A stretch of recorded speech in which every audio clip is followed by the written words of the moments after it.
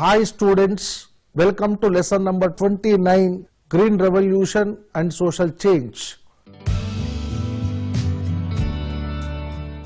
Green Revolution is one of the most important initiatives in India, which has completely transformed the agrarian structure and agrarian relations in India.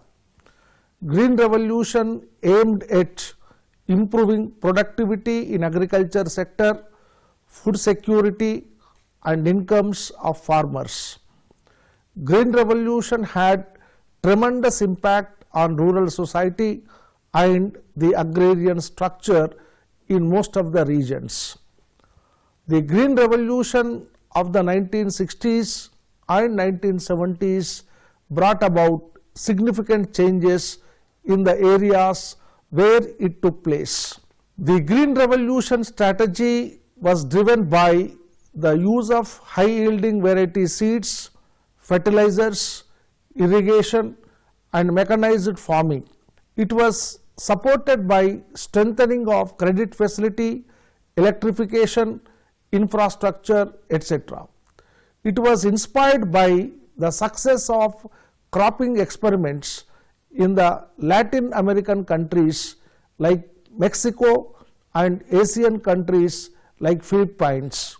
It was introduced in India in the 1960s only in those areas that had assured irrigation because sufficient water was necessary for the new seeds and methods of cultivation.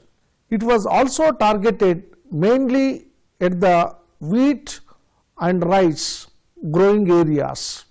As a result, only certain regions such as Punjab, Haryana, Western UP, coastal Andhra Pradesh and parts of Tamil Nadu received the benefits of the first wave of the Green Revolution package. Later on, Green Revolution as a package program became popular in most of the states in India. The main objectives of this lesson are: number 1, to discuss about the concept of Green Revolution; number 2, to discuss about the social change in Indian society due to the impact of Green Revolution. Green Revolution as a new agricultural strategy. This new agricultural strategy was put into practice for the first time in India in the Kharif season of 1966 and was termed High Yielding Varieties Program. This program was introduced in the form of a package program since it depended crucially on regular and adequate irrigation, fertilizers, high-yielding varieties of seeds, pesticides and insecticides.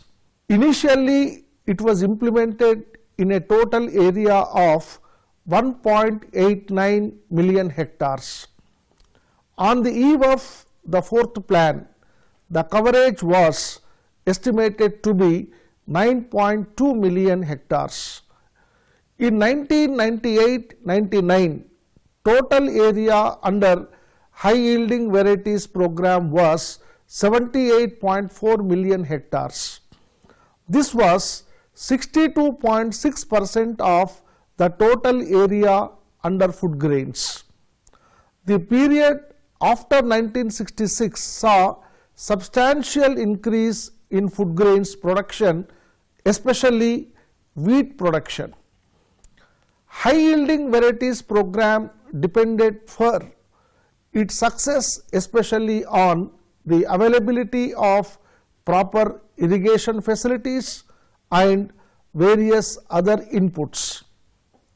Therefore, it could be accepted only in those regions which possessed regular irrigation facilities and only by those farmers who could afford to purchase agricultural inputs. On account of this reason, it is said that the new agricultural strategy led to an increase in inter-regional and interpersonal inequalities.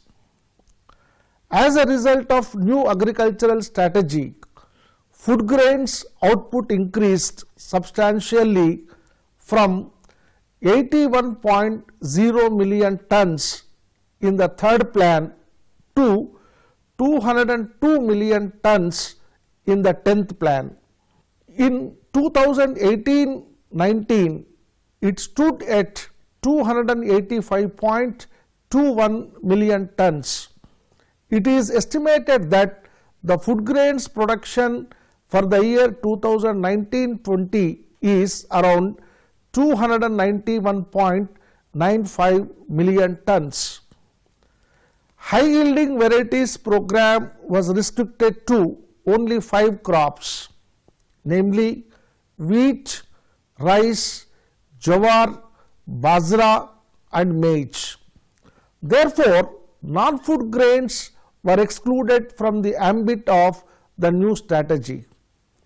As far as food grains are concerned, wheat seems to have made rapid strides with its production increasing from 11.1 million tons in the 10th plan to 84.4 million tons in the 11th plan. The production of wheat rose to 106.21 million tons in 2018-19 and is estimated to have touched the record level of 110 million tons in 2019-20. The yield per hectare of all food grains, which was 710 kilograms in 1960-61, increased to 2,500 kilograms in 2012-13. That of wheat rose from 851 kilograms to 3,500 kilograms over the same period. It is on account of these reasons that wheat has remained the mainstay of the Green Revolution over the years. Now let us discuss about the social and economic impact of Green Revolution. The consequences of Green Revolution were both economic and social. It transformed the traditional ritual-based agriculture into a modern, secular and profitable activity. Increased production led to self-sufficiency and food security. It led to rural affluence in many areas and also led to industrial growth and self-reliance in terms of agricultural equipment manufacturing. Similarly, it also led to an increase in productivity of rice and wheat. In the long term, from being a net importer, India became a net exporter of rice. It also infused scientific temper into Indian agriculture. The social and economic changes of Green Revolution. Number 1, regional dispersal of Green Revolution and regional inequalities. As stated earlier, high yielding varieties program was initiated on a small area of 1.89 million hectares in 1966-67 and even in 1998-99 it covered 78.4 million hectares, which is only about 62% of the gross cropped area. Naturally, the benefits of the new technology remained concentrated in this area only. Moreover, since Green Revolution remained limited to wheat for a number of years, its benefits mostly occurred to areas growing wheat. These were the regions of Punjab, Haryana and western Uttar Pradesh. As a result, the benefit of new technology was limited to wheat and the northwest region of the country in the initial period of the Green Revolution. However, gradually the new technology spread to rice and some other crops, and its geographical coverage extended from the northwestern region to many other parts of the country. But on the whole, the Green Revolution strategy has benefited the different parts of the Punjab, Haryana, Uttar Pradesh, Bihar, West Bengal, Andhra Pradesh and Tamil Nadu. Therefore, it is said that the Green Revolution strategy has resulted into the regional inequalities. Number 2, interpersonal inequalities. Whether interpersonal inequalities have increased or not due to the adoption of new agricultural strategy is not easy to determine. However, there seems to be a general consensus that in the early period of the Green Revolution, large farmers benefited much more from new technology as compared with the small and marginal farmers. This was not unexpected, as the new technology called for substantial investments which were generally beyond the means of a majority of this country's small and marginal farmers. Only relatively rich farmers who were in a position to afford the new strategy, which is a package program involving the use of high yielding varieties of seeds in combination with other inputs like irrigation, fertilizers, pesticides, etc., adopted it. This shifted the advantage of productivity per acre in favor of big farmers. There is a difference of opinion as far as the later phase of the Green Revolution is concerned. According to some economists, with the passage of time, the supply of institutional credit to small farmers improved, although a major share continued to be cornered by the large farmers. As a result of this, and also because of improved extension services, small farmers started adopting new technology rapidly. Over period of time, Green Revolution started benefiting small farmers as well. In most of the Green Revolution areas, primarily the medium and large farmers were able to benefit from the new technology as it was costly. Only those farmers who were able to produce a surplus for the market were able to reap most of the benefits from the Green Revolution and from the commercialization of agriculture that followed. Peasants or marginal farmers failed to reap benefits as they could produce just enough to meet their own ends. In the first phase of the Green Revolution in the 1960s and 1970s, the introduction of new technology led to increasing inequalities in rural society. Third one is the question of labor absorption. There is a general consensus that the adoption of new technology has reduced labor absorption in agriculture. According to C.H. Hanumantarao, the uneven regional growth was mainly responsible for the low absorption of labor within agriculture.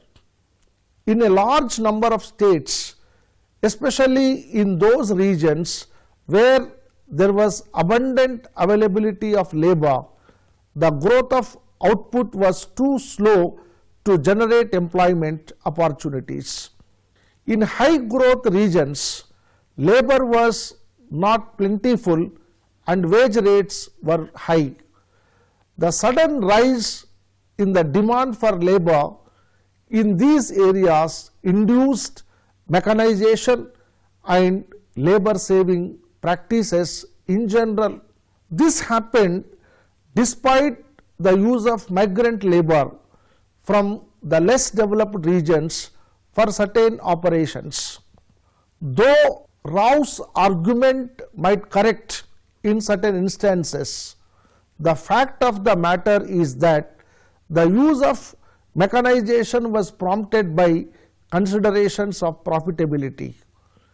In a bid to boost their profits, large farmers of Punjab, Haryana and western Uttar Pradesh adopted the use of labor saving machinery and techniques on a large scale. This was bound to displace labor.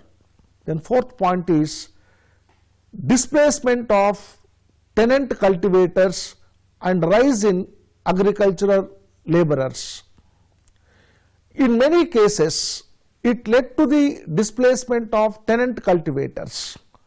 Landowners began to take back land from their tenants and cultivate it directly because cultivation was becoming more profitable. This made the rich farmers better off and worsened the condition of the landless and marginal holders, who at that time sold their lands and became laborers. Many small landowners of non-green revolution areas also moved into green revolution areas as laborers, as wages were high in prosperous regions. The fifth one is migration. It led to increased demographic pressure in cities and demographic distortions in rural areas. As often, only male laborers migrated. Sex ratios got skewed and women and children of laborers were forced into grinding work back at their homes. Sixth point is green revolution, caste and breakdown of traditional economic structure. In addition, the introduction of machinery such as tillers, tractors, threshers and harvesters in areas such as Punjab and parts of Madhya Pradesh led to the displacement of the service caste groups who used to carry out these agriculture related activities. Organic linkages of Jajmani system broke down. It also contributed to agrarian unrest. Many agrarian dominant castes also emerged. Then seventh point is the rise of new classes and interest groups. It led to development of notions of class interests as the agriculture produce came to the market in a big way. Agriculture no longer remained a reciprocatory activity of the village economy. Peasants and farmers associations were formed and they demanded free electricity, water, minimum support price, etc. by acting as class interest groups. It is linked that increasing participation of affluent farmers class to the success of green revolution. Today, farmers group of North India are acting as a powerful lobby. According to a study, seed corporations in Haryana are completely hijacked by dominant farmers. Then eighth point is change in cropping and agricultural patterns. In the green revolution areas, there has been a significant shift from dry to wet, that is irrigated cultivation along with changes in the cropping pattern and type of crops grown. Increasing commercialization and dependence on the market in these areas has increased rather than reduced livelihood insecurity, as farmers who once grew food for consumption now depend on the market for incomes. In most of the Green Revolution areas, farmers have switched from a multi-crop system which allowed them to spread risks to a monocrop regime, which means that there is nothing to fall back on in case of crop failure. Ninth point is regional inequalities. Another negative outcome of the Green Revolution strategy was the worsening of regional inequalities. Only some selected areas of a few crops were benefited, and only those areas with assured irrigation benefited. This further deepened the divide between dryland areas and wetland areas. Further, as supply increased, prices dropped and it hit farmers of dry areas harder. 10th point is conflicts and agrarian unrest. Improper implementation of land reforms was coupled with unequal benefits of Green Revolution. Farmers became more assertive and restive. According to some social analysts, the agrarian movements of 1970s and 1980s were fallouts of the anomalies associated with the Green Revolution. 11th point is loss of traditional knowledge. Indian farmers have been cultivating land for centuries, much before the advent of the Green Revolution, and have developed great indigenous knowledge about agriculture. Much of this traditional knowledge, like the many traditional varieties of seeds that were developed over the centuries by farmers, is being lost as hybrid, high-yielding and genetically modified varieties of seeds are being promoted as more productive and scientific. 12th point is gender imbalance. According to Ashish Bose, preference for a male child in Green Revolution belt has increased due to increased attachment with the land as its value goes up. Similarly, Nivedita Menon finds out that Green Revolution has given way to the feminization of poverty, intensification of patriarchy and widening of demographic divide. 13th point is change in mode of production of Indian agriculture. It is also said to have introduced capitalist orientation in Indian agriculture. But unlike in the West, agriculture in India has become an expensive business as all inputs are now bought from the market, but the uncertainty in the sector still remains very high. This has made the agriculture in India a risky phenomena for farmers. 14th point, ecological impact. Excessive groundwater use and excessive use of fertilizers contaminated groundwater. Waterlogging and salinity were other problems. Use of pesticides led to the loss of many endemic varieties of farm-friendly insects and birds. In 2009, under a Greenpeace Research Laboratories investigation, Dr. Reis Tirado conducted the study in 50 villages in Muktsar, Bhatinda and Ludhiana districts of Punjab, and it revealed that chemical, radiation and biological toxicity is rampant in Punjab. Many cities of Punjab have emerged as cancer capitals of India. 15th point is undesirable social consequences. Some micro-level socio-economic studies of Green Revolution areas revealed certain undesirable social consequences of the Green Revolution.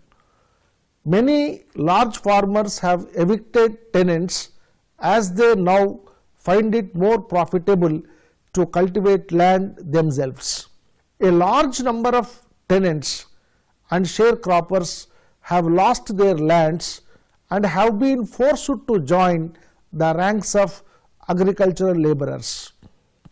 Wetlands have also attracted the outsiders, especially non-agriculturists from nearby towns, to invest capital in buying farms. Because of these tendencies, the polarization process that accentuates the rural class differences has been further intensified by the Green Revolution.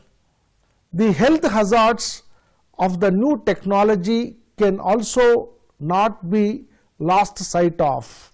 Increased mechanization that has accompanied the modernization of farm technology in Green Revolution areas carries with it the risk of incapacitation due to accidents. Many farm workers in Green Revolution areas have lost their limbs while working on wheat threshers, and some have even lost their lives. What is an additional cause for concern is the fact that the attitude of the government towards the problems of treatment and rehabilitation of victims of accidents on farm machines is that of total ambivalence. Very meager compensation is provided to the victims. The government neither takes effective steps to prevent farmers from using substandard threshers, nor does it prevail upon them to give rightful and adequate compensation to victims or to protect potential victims from such hazards. The health hazards for the rural agricultural workers are not confined to incapacitation resulting from machine accidents. The agricultural work in Green Revolution areas has been rendered even more injurious by the increasing use of poisonous chemical sprays for plant protection on a large scale. The high-yielding varieties of seeds, which are an indispensable part of the Green Revolution strategy, are highly susceptible to diseases, and in India, poisonous pesticides are used both extensively and intensively for plant protection without realizing the health hazards that follow for agricultural labor. Surveys show that victims of such acute poisoning are invariably agricultural workers and only rarely rich farmers themselves. It is surprising that no legal protection is available to the victims of poisoning accidents on agricultural farms, as the Workmen Compensation Act is applicable only to industrial workers in this respect. 16th point is change in attitudes. A healthy contribution of Green Revolution is the change in the attitudes of farmers in areas where the new agricultural strategy was practiced. Increase in productivity in these areas has enhanced the status of agriculture from a low-level subsistence activity to a money-making activity. The Indian farmer has shown his willingness to accept technical change in the pursuit of profit, nullifying the age-long criticism against him that he is backward, traditional and unresponsive to the price and productivity incentives. The desire for better farming methods and a better standard of living is growing not only among the relatively small number of the affluent using the new technology, but also among countless small and marginal farmers in rural areas. The ultimate outcome of the Green Revolution was a process of differentiation in which the rich grew richer and many of the poor stagnated, grew poorer. It should be noted that employment and wages for agricultural workers did increase in many areas because the demand for labor increased. Moreover, rising prices and a shift in the mode of payment of agricultural workers from payment in kind to cash actually worsened the economic condition of most rural workers.